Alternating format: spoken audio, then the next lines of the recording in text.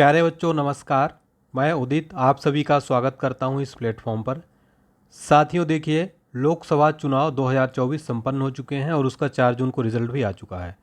तो हम इस क्लास में मोस्ट इम्पोर्टेंट क्वेश्चन और साथ में डिटेल, सबसे पहले हम यहाँ पर कुछ मोस्ट इम्पोर्टेंट इलेक्शन कमीशन के बारे में, इसके बाद हम पूरा कंप्लीट टॉप 50 एमसीक्यू देखेंगे। देखिए इस तरीके से एक एक क्वेश्चन, जितने भी सेलेक्टेड और मोस्ट इम्पोर्टेंट क्वेश्चन बन सकते थे, क्वेश्चन से रिलेटेड सारी डिटेल भी देखेंगे। ये देखिए आप इस तरीके से कंप्लीट मोस्ट इम्पोर्टेंट हम देखने वाले हैं। चाहे आप किसी भी गवर्नमेंट एग्ज़ाम की तैयारी कर रहे हैं बच्चों, ये क्लास बहुत ही ज़्यादा महत्वपूर्ण होगी। तो इस पूरे वीडियो को आप लास्ट तक देखिएगा। लास्ट में देखने के बाद आप खुद बोलेंगे कि सर ऐसा कंटेंट कहीं भी नहीं मिलेगा, आपने जो मेहनत की है उसके लिए सल्यूट है। आप लोग खुद बोलेंगे ऐसा। और वीडियो को सबसे पहले लाइक कर देंगे सारे बच्चे। प्लीज़ साथियों, बहुत मेहनत लगती है, सबसे पहले वीडियो को लाइक कर दीजिए और इस वीडियो को शेयर कर दीजिएगा। इस वीडियो को टारगेट लाइक 500 मात्र रखते हैं। उम्मीद करता हूँ सारे बच्चे ज़रूर लाइक करेंगे। चलिए स्टार्ट करेंगे। बहुत ध्यान से मन लगा के देखिए, काफ़ी इंपॉर्टेंट सेलेक्टेड टॉपिक है, ये ट्रेंडिंग टॉपिक है। देखिए भारत निर्वाचन आयोग, चूँकि काफ़ी चर्चा में रहा इलेक्शन कमीशन, पहले हम इलेक्शन कमीशन के बारे में, फिर लोकसभा के बारे में, फिर हम top 50 MCQ most important question देखने वाले, ठीक है। तो जो इलेक्शन कमीशन है साथियों, इलेक्शन कमीशन के बारे में अगर बात किया जाए तो चुनाव आयोग के नाम से जाना जाता है, election commission of India English में, और एक स्वायत्त और संवैधानिक निकाय है। ये भारत में संघ और राज्य चुनाव प्रक्रियाओं का संचालन करता है। इसकी स्थापना कब हुई थी? 25 जनवरी 1950 को। 25 जनवरी को प्रतिवर्ष राष्ट्रीय मतदाता दिवस मनाया जाता है और इसका सचिवालय है नई दिल्ली में, मुख्यालय नई दिल्ली में स्थित है। और ये फोटो में जो आप देख रहे हैं, ये चुनाव आयोग का, भारतीय चुनाव आयोग का क्या है, लोगो है साथियों, ठीक है। हाँ, और आगे देखिए, जो चुनाव आयोग है ये देश में लोकसभा, राज्यसभा, राज्य विधानसभाओं, राष्ट्रपति और उपराष्ट्रपति के चुनाव का संचालन करता है। और जो चुनाव आयोग के मुख्य जो अधिकारी होते हैं, उनका जो कार्यकाल है 6 वर्ष या 65 वर्ष की आयु, दोनों में से जो भी पहले हो तक होता है, ठीक है। ईसीआई जो है, ईसीआई का राज्य में पंचायतों और नगर पालिकाओं के चुनाव से कोई संबंध नहीं होता है। कहने का तात्पर्य है कि राज्यों में पंचायत और नगर पालिकाओं का चुनाव जो है केंद्रीय चुनाव आयोग नहीं कर रहा था, जबकि इसके लिए संविधान में अलग से राज्य चुनाव आयोग का प्रावधान किया गया है, ठीक है। और जो इलेक्शन कमीशन का जो संवैधानिक प्रावधान है, वेरी वेरी इंपॉर्टेंट है। भारतीय संविधान के भाग 15 में चुनाव से संबंधित है, जिसमें चुनाव के संचालन हेतु एक आयोग की स्थापना करने की बात कही गई है। संविधान के अनुच्छेद 324 से 329 तक चुनाव आयोग और सदस्यों की शक्तियां, कार्य, कार्यकाल, पात्रता आदि से संबंधित है। मुख्य चुनाव आयुक्त वर्तमान में कौन है? राजीव कुमार है वर्तमान में भारत के मुख्य चुनाव आयुक्त। भारत के पहले मुख्य चुनाव आयुक्त कौन थे साथियों? वो थे सुकुमार सेन। तो आप सबको भी ये जरूर याद रखना है, भारत के पहले चुनाव आयुक्त कौन थे? सुकुमार सेन। 2 अन्य चुनाव आयुक्त ज्ञानेश कुमार और सुखबीर सिंह संधू।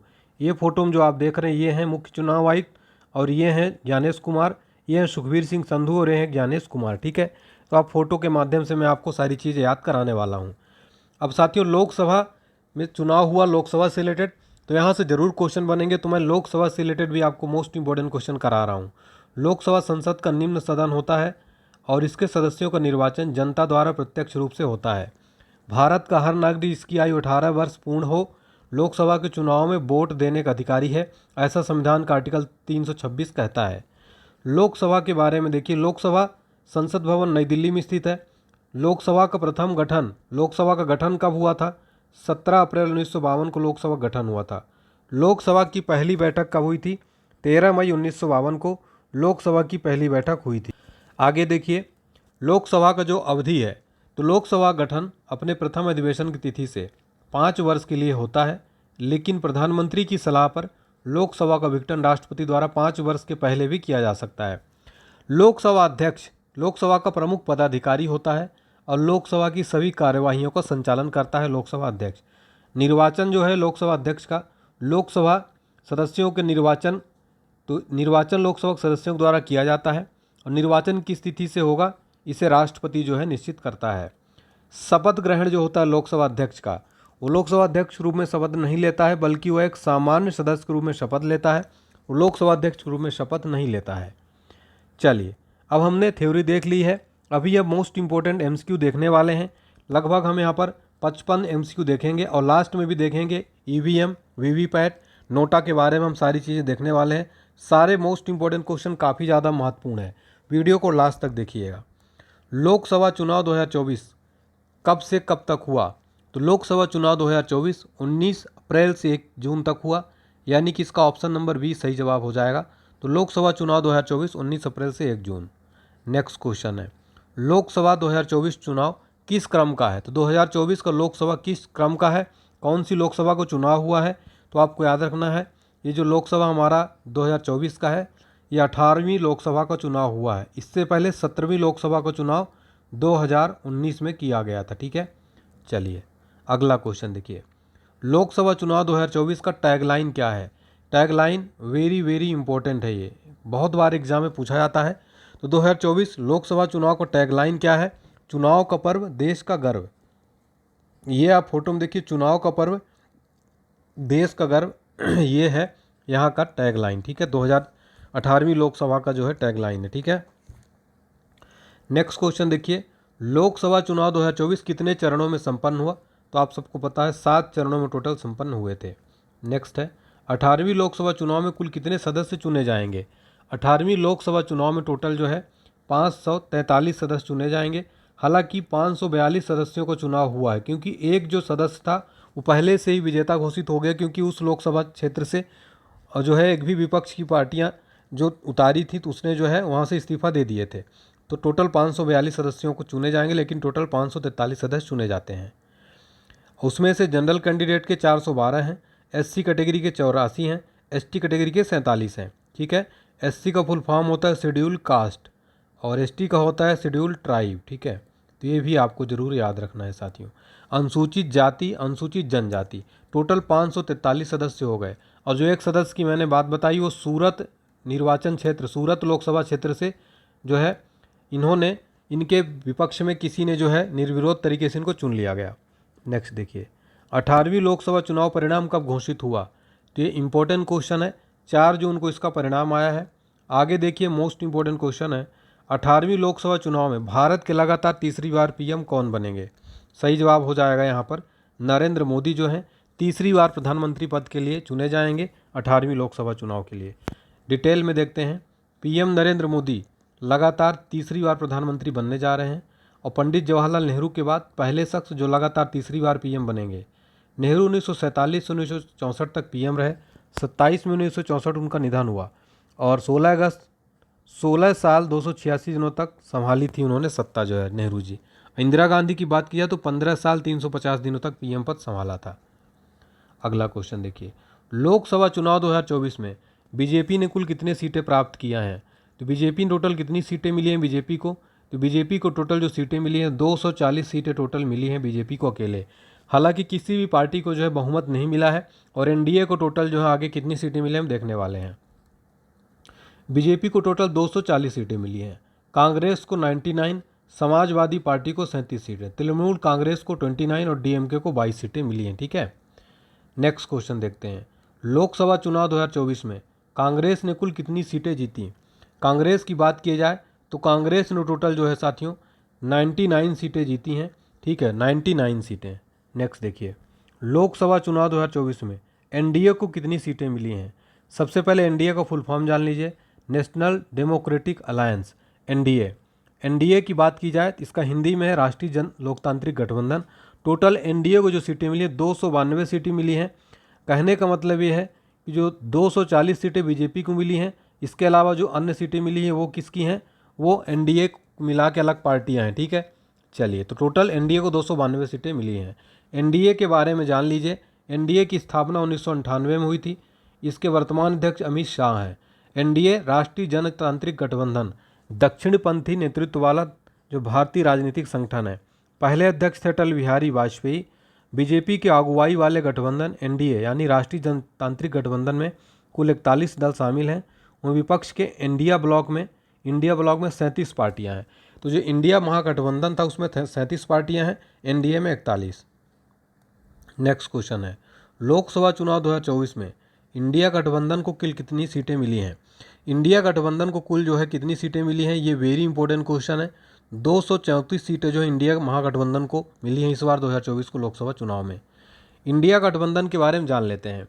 इंडिया गठबंधन को फुल फॉर्म है Indian national development inclusive alliance, Hindi में भारतीय राष्ट्रीय विकास समावेशी संगठन।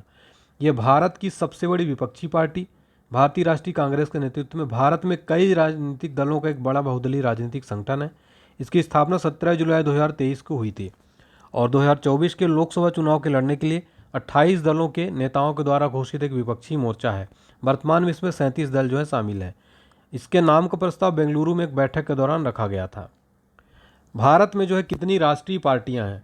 नेशनल पार्टीज भारत में टोटल 6 हैं और 6 टोटल पार्टियां हैं। यहाँ पर मैं आपके लिए डिटेल लेकर आया हूँ और इनका गठन कब हुआ था इन पार्टियों का और इनके चुनाव चिन्ह, ये जरूर आपको पता होना चाहिए। पहली जो सबसे बड़ी राजनीतिक पार्टी है भारत की बीजेपी है। 6 अप्रैल 1980 के गठन हुआ था। इसका चुनाव चिन्ह कमल का फूल है। फिर है भारतीय राष्ट्रीय कांग्रेस यानी कांग्रेस। इसका गठन 28 दिसंबर 1885 को। भारत की सबसे पुरानी पार्टी है। इसका जो चुनाव चिन्ह है वो है पंजा। नेक्स्ट है भारतीय कम्युनिस्ट पार्टी यानी मार्क्सवादी माकपा। इसका गठन हुआ था 7 नवंबर 1964 को और माकपा का जो चुनाव चिन्ह है ये देखिए आप, ये है चुनाव चिन्ह माकपा का। आम आदमी पार्टी, इसका गठन हुआ था 26 नवंबर 2012 को और सबसे जो है ये आम आदमी पार्टी अरविंद केजरीवाल इसके संयोजक है, संस्थापक हैं, ठीक है। और ये देखिए आम आदमी पार्टी की चुनाव चिन्ह झाड़ू है। फिर बहुजन समाज पार्टी बसपा 14 अप्रैल 1984 को जो है इसका जो है गठन किया गया था, ठीक है। और इसके जो बहुजन समाज पार्टी के जो चुनाव चिन्ह है वो क्या है? हाथी, ठीक है। फिर देखिए नेशनल पीपुल्स पार्टी 6 जनवरी 2013 को इसका गठन हुआ था और नेशनल पीपुल्स पार्टी का आप चुनाव चिन्ह ये देख सकते हैं, ठीक है। चलिए आगे देखिए, विपक्ष का दर्जा पाने के लिए कुल कितने सांसद होना जरूरी है? विपक्ष का दर्जा पाने के लिए टोटल जो है कितने सांसद होना जरूरी है? ये वेरी इंपॉर्टेंट क्वेश्चन हो जाता है आने वाले एग्जाम के लिए, ठीक है।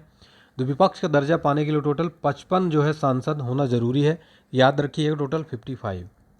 नेक्स्ट देखिए, 18वीं लोकसभा चुनाव 2024 में तीसरी सबसे बड़ी पार्टी कौन बनी है? इंपॉर्टेंट क्वेश्चन हो जाता है। तीसरी सबसे बड़ी पार्टी बन गई समाजवादी पार्टी, ठीक है। समाजवादी पार्टी ने टोटल इस बार 37 सीटें जीती हैं लोकसभा चुनाव में, ठीक है। चलिए, सपा ने कुल 37 सीटें जीती हैं, याद रखिएगा। नेक्स्ट क्वेश्चन देखिए, 19वें लोकसभा चुनाव के साथ साथ कितने राज्यों में विधानसभा चुनाव हुए हैं? तो याद रखिएगा लोकसभा चुनाव के साथ साथ कुल जो है 4 राज्यों में विधानसभा चुनाव हुए। डिटेल में देखिए, आंध्र प्रदेश में हुआ टोटल यहाँ पर विधानसभा की 175 सीटें हैं। अरुणाचल प्रदेश में टोटल 60 सीटें हैं। ओडिशा में 146 सीटें हैं यहाँ पर। सिक्किम में 32 सीटें विधानसभा की। तो याद रखिएगा इन 4 राज्य आंध्र प्रदेश, अरुणाचल, ओडिशा, सिक्किम, इन 4 राज्यों में विधानसभा चुनाव आम चुनाव के साथ साथ हुए थे। साथ ही 12 विधानसभाओं में 25 निर्वाचन क्षेत्रों के लिए उपचुनाव भी हुए थे, ठीक है। 18वीं लोकसभा में कुल कितनी महिलाएं जीतकर लोकसभा पहुंची हैं? टोटल कितनी महिलाओं ने मतलब चुनाव जीता है लोकसभा का? तो यहाँ पर याद रखिएगा वेरी इंपॉर्टेंट क्वेश्चन है साथियों, टोटल 75 महिलाओं ने चुनाव जीता है, ठीक है। 75, पिछली बार 2019 में 78 जो है महिलाएं थी, ठीक है। नेक्स्ट देखिए, लोकसभा चुनाव 2024 में सबसे युवा सांसद के रूप में कौन निर्वाचित हुए हैं? तो सबसे युवा सांसद जो बनाए गए हैं लोकसभा चुनाव 2024 में, याद रखिएगा प्रिया सरोज। और ये बात की जाए तो ये मछली शहर सीट से सपा प्रत्याशी हैं प्रिया सरोज। सबसे कम उम्र की सांसद बनी, इनकी उम्र मात्र 25 साल की है। समाजवादी पार्टी के प्रत्याशी हैं प्रिया सरोज, ठीक है। चलिए नेक्स्ट क्वेश्चन देखिए, नरेंद्र मोदी किस संसदीय क्षेत्र से चुनाव लड़े? तो बात की जाए प्रधानमंत्री नरेंद्र मोदी जी की, तो ये वाराणसी से पिछली बार भी लड़े थे और इस बार भी तो वाराणसी संसदीय क्षेत्र से चुनाव लड़े थे। और मोदी जी तीसरी बार जो है लोकसभा चुनाव वाराणसी से लड़े हैं। इनका मुकाबला इस बार उनका मुकाबला कांग्रेस की उत्तर प्रदेश की जो अध्यक्ष इकाई के अध्यक्ष थे अजय राय से था, ठीक है, अजय राय के साथ। और 2014 में मोदी जी ने आम आदमी पार्टी के संयोजक अरविंद केजरीवाल को हराया था, ठीक है। जबकि 2019 में उन्होंने समाजवादी पार्टी की शालिनी यादव को पराजित किया था और 1.5 लाख लगभग 1.5 लाख वोटों से जीते हैं नरेंद्र मोदी इस बार 2024 की बात की जाती है, ठीक है, 2024 में। चलिए नेक्स्ट क्वेश्चन देखिए, राहुल गांधी किस संसदीय क्षेत्र से चुनाव लड़े? तो राहुल गांधी की बात की जाए तो ये 2 संसदीय क्षेत्रों से चुनाव लड़े थे, वायनाड और रायबरेली। तो वायनाड जो कि केरल में आता है आपका, ठीक है, और रायबरेली आता है यूपी में दोस्तों, ठीक है। तो केरल और यूपी रायबरेली से चुनाव लड़े थे, लेकिन इनको किसी एक लोकसभा क्षेत्र से चुन के जाना होगा, एक लोकसभा सीट इनको छोड़नी होगी। अब देखिए वो कौन सी छोड़ते हैं, कौन सी पकड़ते हैं, ठीक है। नेक्स्ट देखिए, अमित शाह किस संसदीय क्षेत्र से चुनाव लड़े हैं?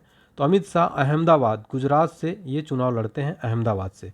और रिकॉर्ड जो है लगभग 7.5 लाख वोटों से विजयी रहे, ठीक है। नेक्स्ट क्वेश्चन देखिए, बॉलीवुड अभिनेत्री कंगना रनावत किस लोकसभा सीट से चुनाव लड़ा है और जीत दर्ज की है? तो ये मंडी लोकसभा चुनाव क्षेत्र जो कि हिमाचल प्रदेश में आता है साथियों, ये हिमाचल प्रदेश में आता है, ठीक है। मंडी लोकसभा यहाँ से चुनाव लड़ा है और इन्होंने बीजेपी की उम्मीदवार है, इन्होंने बॉलीवुड एक्ट्रेस कंगना रनावत हिमाचल प्रदेश की मंडी सीट से चुनाव जीत हासिल की। उन्होंने कांग्रेस के प्रत्याशी विक्रमादित्य सिंह को इस चुनाव में हराया है। विक्रमादित्य सिंह जो है साथियों, ये पूर्व सीएम, ठीक है, पूर्व सीएम हिमाचल प्रदेश के उनके बेटे हैं, ठीक है।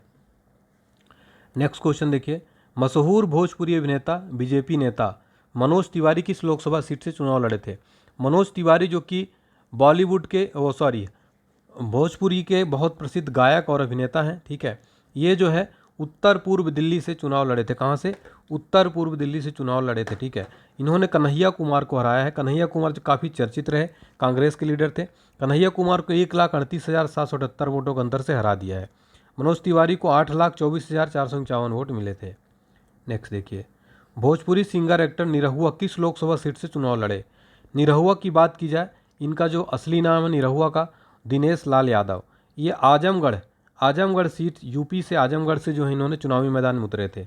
देखिएगा, तो भोजपुरी स्टार हैं दिनेश लाल यादव और ये यूपी की आजमगढ़ सीट से, बीजेपी से इनको टिकट मिला था।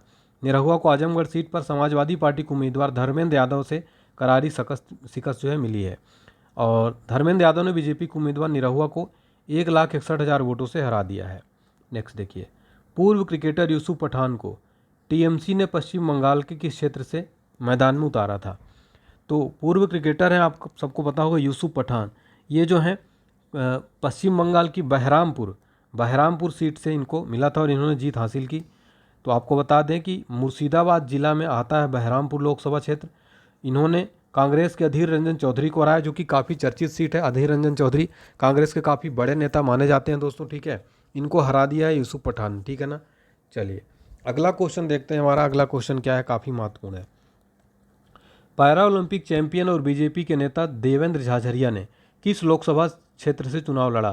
तो देवेंद्र झाझरिया जो चुरू आता है आपका कहाँ पर? राजस्थान में। चुरू से इन्होंने चुनाव लड़ा था। और देवेंद्र झाझरिया साथियों, आपको बता दें कि देवेंद्र झाझरिया जो है ये पद्म भूषण से सम्मानित हैं और पैरा ओलंपिक में गोल्ड मेडल जीत चुके हैं और रजत पदक भी जीत चुके हैं। भाला फेंक खिलाड़ी हैं ये, ठीक है, भाला फेंक खिलाड़ी हैं और दुनिया में भारत का डंका बजाने वाले भाला फेंक खिलाड़ी देवेंद्र झाझरिया को चुनाव मैदान में लेकिन हार का सामना करना पड़ा और यहाँ पर कांग्रेस के प्रत्याशी राहुल कांसवा ने हरा दिया है और 72,704 वोटों से मात दी है देवेंद्र झाझरिया को, ठीक है। और देवेंद्र झाझरिया अभी वर्तमान में भारतीय पैरा ओलंपिक कमेटी के अध्यक्ष भी हैं, इसलिए आपको ये जरूर याद रखना है। और ये चुनाव भी लड़े थे, हार गए लेकिन। नेक्स्ट देखिए, 18वीं लोकसभा चुनाव में एनडीए यानी कि नेशनल डेमोक्रेटिक अलायंस को कुल कितनी सीटें मिली हैं? एनडीए को टोटल जो है इस बार 292 सीटें टोटल मिली। अकेली बीजेपी को 240 सीट मिली, लेकिन बहुमत किसी भी पार्टी को नहीं मिली है इस बार। 17वीं लोकसभा का कार्यकाल कब समाप्त होगा? 17वीं लोकसभा का कार्यकाल 16 जून 2024 को समाप्त हो जाएगा। इसके बाद 18वीं लोकसभा का गठन होने वाला है, ठीक है। चलिए नेक्स्ट देखिए, राष्ट्रीय मतदाता दिवस प्रतिवर्ष कब मनाया जाता है? तो सही उत्तर हो जाएगा 25 जनवरी को प्रतिवर्ष राष्ट्रीय मतदाता दिवस मनाया जाता है। तो आपको पता होगा कि भारतीय चुनाव आयोग जो है 25 जनवरी 1950 को स्थापना हुई थी और 2011 में जो है 25 जनवरी से इसकी शुरुआत की गई थी। क्योंकि 25 जनवरी की स्थापना हुई थी, इसलिए 25 जनवरी को प्रतिवर्ष भारत में राष्ट्रीय मतदाता दिवस मनाया जाता है। राष्ट्रीय मतदाता दिवस 2024 की थीम वोटिंग जैसा कुछ नहीं, मैं निश्चित रूप से वोट करता हूँ, ये है थीम 2024 की, ये याद रखना है आपको। भारतीय निर्वाचन आयोग द्वारा किसे राष्ट्रीय दिव्यांगजन आइकन घोषित किया गया है? तो भारत का जो दिव्यांगजन आइकन घोषित किया गया निर्वाचन आयोग द्वारा, उनका नाम है सुश्री शीतल देवी को बनाया गया है। ये देखिए फोटो में ये है दिव्यांगजन, नेशनल दिव्यांगजन आइकन सुश्री शीतल देवी। और इनके खेल की बात की जाए तो पैरा तीरंदाज हैं, अर्जुन पुरस्कार विजेता हैं। इनको दिव्यांगता श्रेणी में राष्ट्रीय आइकन घोषित किया गया है, ठीक है। तो भारत निर्वाचन आयोग की राष्ट्रीय दिव्यांगजन आइकन घोषित की गई पैरा तीरंदाज शीतल देवी। नेक्स्ट क्वेश्चन देखिए, वेरी इंपॉर्टेंट, चुनाव आयोग ने किसा नया राष्ट्रीय आइकन बनाया है? तो चुनाव आयोग के नए राष्ट्रीय आइकन कौन बनाए गए हैं? Sachin Tendulkar. Sachin Tendulkar national icon election commission of India के बने। इससे पहले पंकज त्रिपाठी थे, तो पंकज त्रिपाठी के बाद अब सचिन तेंदुलकर को नया आइकन बनाया गया। नेक्स्ट है, भाजपा के राष्ट्रीय अध्यक्ष वर्तमान में कौन है? तो भाजपा के जो वर्तमान राष्ट्रीय अध्यक्ष है जेपी नड्डा, आप सबको पता है, ये हैं भाजपा के राष्ट्रीय अध्यक्ष जेपी नड्डा। नेक्स्ट देखिए, भारतीय राष्ट्रीय कांग्रेस के वर्तमान में अध्यक्ष कौन है? तो वर्तमान अध्यक्ष है मल्लिकार्जुन खड़गे। ठीक है, मल्लिकार्जुन खड़गे हैं वर्तमान में भारतीय राष्ट्रीय कांग्रेस के अध्यक्ष। लेकिन ये जो फोटो आप देख रहे हैं ये हैं राहुल गांधी, ये राहुल गांधी हैं। मल्लिकार्जुन खड़गे जो हैं वर्तमान में अध्यक्ष हैं। नेक्स्ट है, भाजपा ने अपनी पहली सीट किस निर्वाचन क्षेत्र से की जीती है? तो मैंने आपको बताया था कि सूरत निर्वाचन क्षेत्र में यहाँ पर जो है सीट जीत लिया है। आपको बता दें पहले दौर के बाद गुजरात के सूरत निर्वाचन क्षेत्र के लिए अपने उम्मीदवार मुकेश दलाल के अन्य उम्मीदवारों की स्वीकृति और वापसी के बाद निर्विरोध चुना गया, जिसके बाद भाजपा ने अपनी पहली सीट बिना चुनाव के ही जीत ली थी। ठीक है, दुनिया का सबसे बड़ा लोकतंत्र किस देश का है? दुनिया का सबसे बड़ा जो लोकतंत्र है आप सबको पता है अपना महान भारत का लोकतंत्र। ठीक है, नेक्स्ट देखिए, लोकसभा में बहुमत के लिए कितनी सीटें जरूरी हैं? लोकसभा में बहुमत पाने के लिए टोटल 275 सीटें जरूरी हैं। इस बार किसी भी पार्टी को लोकसभा में बहुमत नहीं मिला है लोकसभा चुनाव में, यानी कि अब गठबंधन की सरकार मिलेगी बनेगी, यानी एक दो पार्टियों तीन पार्टियों को मिलाकर सरकार बनेगी। कई पार्टियां मिलकर जो गठबंधन सरकार बनाती हैं। नेक्स्ट देखिएगा, कौन सा लोकसभा चुनाव इतिहास का सबसे बड़ा चुनाव बन गया है? तो ये जो है बन गया है 2024 को लोकसभा चुनाव अभी तक के इतिहास का सबसे बड़ा चुनाव बन गया है। यह इतिहास का सबसे बड़ा चुनाव इसलिए था क्योंकि 44 दिनों तक चला और 1951-52 के भारतीय आम चुनाव के बाद दूसरे स्थान पर आ गया। ठीक है, नेक्स्ट देखिए, भारतीय राष्ट्रीय कांग्रेस की स्थापना कब हुई थी? भारतीय राष्ट्रीय कांग्रेस की बात की जाए तो 28 दिसंबर 1885 को भारतीय राष्ट्रीय कांग्रेस की स्थापना हुई थी, याद रखिएगा। और बॉम्बे में हुई थी। इसके अध्यक्ष संस्थापक थे A.O. ह्यूम। कौन थे संस्थापक? A.O. ह्यूम। ठीक है, नेक्स्ट क्वेश्चन देखिए, भारतीय जनता पार्टी की स्थापना कब हुई थी? भारतीय जनता पार्टी की स्थापना जो हुई थी 6 अप्रैल 1980 को हुई थी। डिटेल में देखिए, भारतीय जनता पार्टी के संस्थापक कौन थे? अटल बिहारी वाजपेयी जी, लाल कृष्ण आडवाणी जी। और इससे पहले भारतीय जनता पार्टी का नाम भारतीय जनसंघ था 1951 से 1977 तक। पार्टी की उत्पत्ति भारतीय जनसंघ में है, जिसकी स्थापना 1951 में भारतीय राजनीतिक श्यामा प्रसाद मुखर्जी ने की थी। लेकिन इसके बाद इसका नामकरण बदला गया, नाम भी बदला गया और इसका नाम भारतीय जनता पार्टी कर दिया गया 6 अप्रैल 1980 को। ठीक है, लोकसभा चुनाव 2024 के दौरान मतदान प्रतिशत कितना था 2024 का? तो मतदान परसेंटेज एक्चुअल में मुझे साथियों मिला नहीं इंटरनेट पर, अगर आपको पता है तो आप ज़रूर बताइए कमेंट सेक्शन में। नेक्स्ट देखिएगा, नेक्स्ट है लोकसभा चुनाव। लोकसभा की सर्वाधिक सीट जो है वह किस राज्य में है? तो लोकसभा की सर्वाधिक सीट आप सबको पता होगा कि टोटल सीट यूपी में जो है टोटल सर्वाधिक सीटें हैं। टोटल यहाँ पर 80 सीटें हैं लोकसभा की। ठीक है, इसके बाद महाराष्ट्र में 48 सीटें हैं, पश्चिम बंगाल में 42 सीटें हैं, बिहार में 40। टोटल 80 सीटें कहाँ पर है? उत्तर प्रदेश में। नेक्स्ट है, सबसे कम लोकसभा सीट किन राज्यों में है? वेरी इंपॉर्टेंट क्वेश्चन है। सबसे कम जो लोकसभा सीट है इसका सही जवाब हो जाएगा ये सभी। ठीक है, ये सभी यानी कि सिक्किम में 1 सीट, नागालैंड में 1 सीट, मिजोरम में 1 सीट, इन तीनों राज्यों में मिलाकर टोटल 3 सीटें हैं। इन राज्यों में लोकसभा की सबसे कम सीटें हैं पूरे भारत में। नेक्स्ट है, भारतीय क्षेत्रफल दृष्टि से सबसे बड़ा लोकसभा क्षेत्र कौन सा है? तो क्षेत्रफल दृष्टि से सबसे बड़ा लोकसभा क्षेत्र लद्दाख का हो जाएगा, जिसकी की बात की जाए तो लद्दाख की तो यहाँ पर 1,73,266 वर्ग किलोमीटर इसका जो है वो है। और सबसे छोटा लोकसभा क्षेत्र है चांदनी चौक। ठीक है, 10.59 किलोमीटर स्क्वायर। नेक्स्ट है, भारत का सबसे अधिक मतदाता वाला लोकसभा क्षेत्र कौन सा है? सर्वाधिक मतदाता वाला लोकसभा क्षेत्र बाहरी दिल्ली है। यहाँ के टोटल मतदाता की बात की जाए, टोटल मतदाता यहाँ पर 33,68,399 हैं। ठीक है, भारत का सबसे कम मतदाता वाला लोकसभा क्षेत्र, यहाँ पर सुधार कर लीजिएगा थोड़ा टाइपिंग में। सबसे कम मतदाता वाला लोकसभा क्षेत्र कौन सा है साथियों? सही उत्तर हो जाएगा लक्षद्वीप। लक्षद्वीप में सबसे कम मतदाता वाला लोकसभा क्षेत्र माना जाता है। ठीक है, और जबकि यहाँ की बात की जाए तो यहाँ पर टोटल कितने मतदाता हो जाएंगे? 39,033। ठीक है, नेक्स्ट देखिए, प्रथम लोकसभा का गठन कब हुआ था? पहली लोकसभा गठन कब हुआ था? 1952 में। तो ऑप्शन नंबर सी सही जवाब हो जाएगा। नेक्स्ट देखिए, नोटा ने कहाँ रिकॉर्ड बनाया है? नोटा ने साथियों इस बार इंदौर में रिकॉर्ड बना दिया है। क्यों रिकॉर्ड बना? क्योंकि यहाँ पर लगभग 2.18 लाख वोट नोटा पर पड़े हैं। पिछला रिकॉर्ड जो था नोटा को 51,660 का था।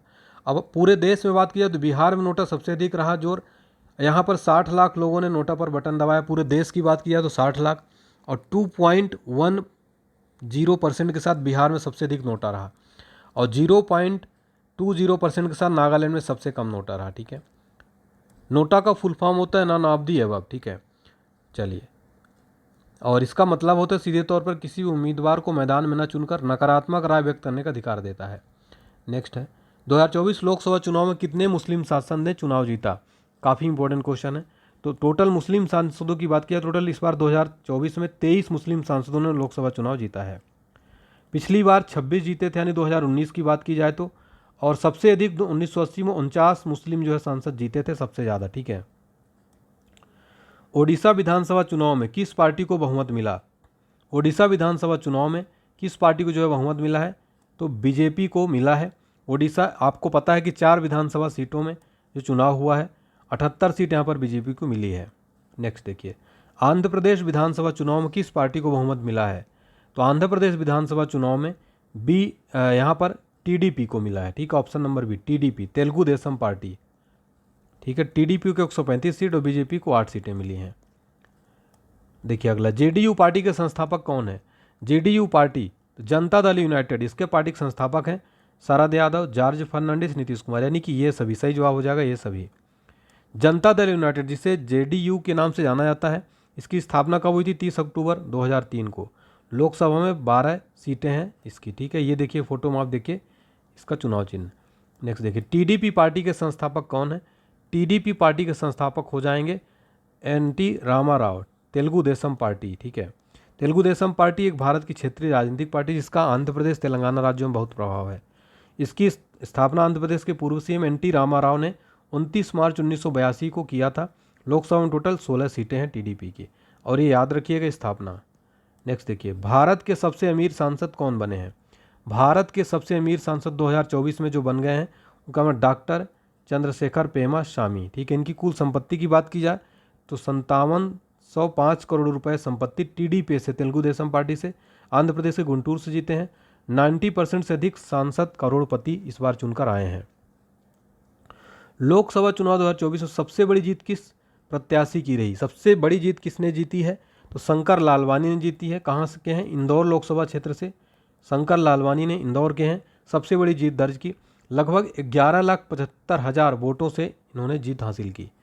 और लोकसभा चुनाव 2024 में सबसे छोटी जीत किस प्रत्याशी की रही, तो ये रही साथियों रविंद्र दत्ताराम को।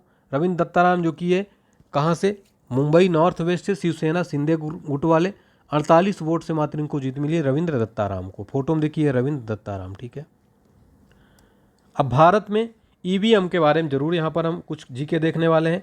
ईवीएम से रिलेटेड हम कुछ मोस्ट इंपॉर्टेंट चीज़ें देखने वाले हैं क्योंकि एग्जाम में बन सकता है। भारत में ईवीएम का आविष्कार किसने किया था, एम.बी. हनीफा। पहले भारतीय ईवीएम का आविष्कार 1980 में एम.बी. हनीफा के द्वारा किया गया था, जिसे उसने इलेक्ट्रॉनिक संचालित मतगणना मशीन के नाम से 15 अक्टूबर 1980 को पंजीकृत करवाया था। ईवीएम को फुल फॉर्म होता है इलेक्ट्रॉनिक वोटिंग मशीन, और इसका जो बनाया जाता है तो भारत इलेक्ट्रॉनिक्स लिमिटेड और बेंगलुरु और electronics corporation of India Hyderabad के सहयोग से तथा निर्वाचन आयोग द्वारा तैयार किया जाता है। हिंदी भाषा में इसे मतदाता वोटिंग यंत्र कहते हैं। ईवीएम का सबसे पहला इस्तेमाल 1982 में हुआ था। कहाँ हुआ था, केरल के परूर विधानसभा सीट के 50 मतदान केंद्रों पर वोटिंग करने के लिए ईवीएम का उपयोग पहली बार केरला में किया गया था। वीवीपैट जान लेते हैं। वीवीपैट का full form voter verified paper audit trail. ठीक है, और सबसे पहले वीवीपैट मशीनें का इस्तेमाल नागालैंड के चुनावों में किया गया था वर्ष 2013 में। याद रखिएगा वीवीपैट क्या होता है, इसके तहत वोट डालने के तुरंत बाद कागज़ की एक पर्ची प्रिंट होती है। इस पर्ची पर जिस कैंडिडेट को वोट दिया गया है उसका नाम और चुनाव चिन्ह छपा होता है। ठीक है, तो ये था हमारा साथियों कंप्लीट हमने यहाँ पर देखा लोकसभा इलेक्शन 2024 के बारे में। उम्मीद करता हूँ आपको ज़रूर पसंद आया होगा। अगर पसंद आया हो दोस्तों प्लीज़ वीडियो को लाइक कर दीजिएगा, चैनल को सब्सक्राइब कर दीजिएगा और इस बेल आइकन को प्रेस कर दीजिएगा, और प्लीज़ ज़्यादा से ज़्यादा शेयर करिए। कमेंट सेक्शन में बताइएगा साथियों, अगर अच्छी लगी तो लिख दीजिएगा यस सर नाइस क्लास। सभी बच्चे इसी तरह के वीडियोज़ के लिए चैनल को सब्सक्राइब करके बेल आइकन जरूर दबा दें। Thank you so much. जय हिंद, जय भारत।